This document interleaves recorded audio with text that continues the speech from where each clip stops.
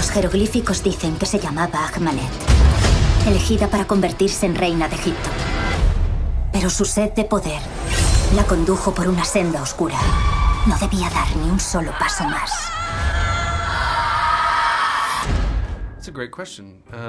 Yes, it is, actually. When you think about there's a process when you make a television show, and you sit down with your staff and you spend the first 2 months really talking about big picture arcs. And you say, like, all right, here are the tent poles that we want to stake in the ground, because we know we want to get from here to here. And that's going to involve lots of characters and lots of different storylines and how they thread together.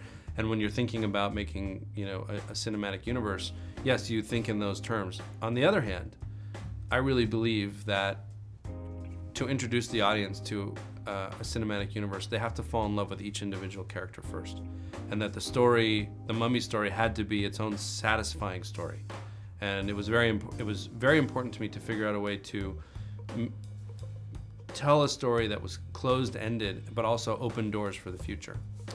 I loved those classics. I mean, I grew up on them, and they meant a lot to me. And I think that what defines the Universal monsters and really puts them in their own genre away from kind of slasher films or horror films is that you both fear the monster and sympathize with the monster.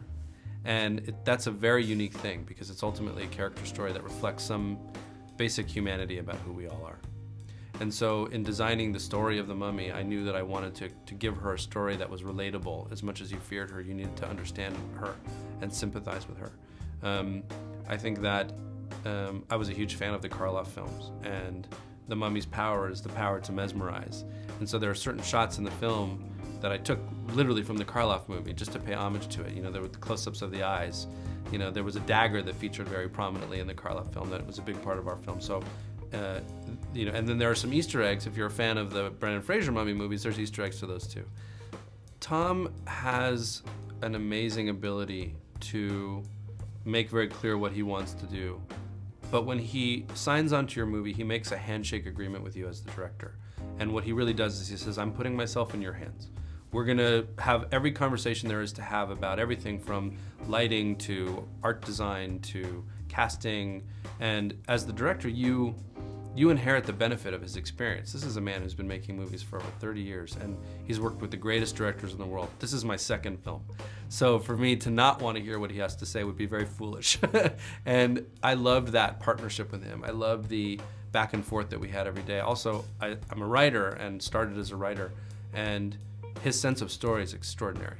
So to be able to every day to be working through scenes, dialogue, approach to choreography, it's a gift to be able to do something like that. It's a gift to do something like that with someone who's both so experienced, but also, you know, if I said, I really feel this way, he would always respect it. And I think that's one of the great things about working with Tom. That's still up for debate. Actually, I think Dracula Untold will be in its own story. And I don't know that it was ever designed to be part of the larger monster universe. Dracula will absolutely be in our monster universe. And we have some plans for Dracula that are different from Dracula Untold. In my mind, I have cast Chris Pine as Van Helsing. I'll cast Chris Pine as anybody. Chris Pine is one of my favorite people in the world. Well, the next film will be Bride of Frankenstein, and it'll star Javier Bardem as the Frankenstein's monster. And we're talking to people about playing the bride right now. It's going to be directed by Bill Condon. Bill Condon directed most recently Beauty and the Beast, but he directed one of my favorite films, Gods and Monsters, which is actually about James Whale, and who directed Frankenstein and the Bride of Frankenstein. And it's a beautiful, one of the great, I find biographical movies somewhat hard to take sometimes, and this was such a special film made by someone who so deeply understands the monsters and what it took to make them. And I'm very excited to see what he does next with it.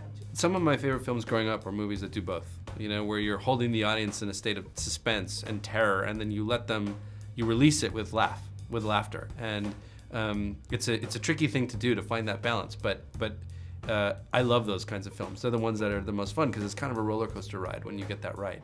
And our goal was to scare the audience, but to also sweep them up in an adventure movie, you know, and definitely give you elements of horror and scares. And I think that, to me, that's one of the things that makes the Mummy movies and the Dark Universe movies unique, is that look, they are stories about broken creatures and monsters. And if you go to a monster movie, you expect to be scared. But you're making a big studio film that will also have a global audience and have adventure, and especially with Tom Cruise, if you're going to make a Tom Cruise movie, people are going to assume action, so you have to deliver that as well. So hopefully we find the right balance between everything. Usted está vivo porque ha sido elegido. Dios mío. Por el mal. Utilizando.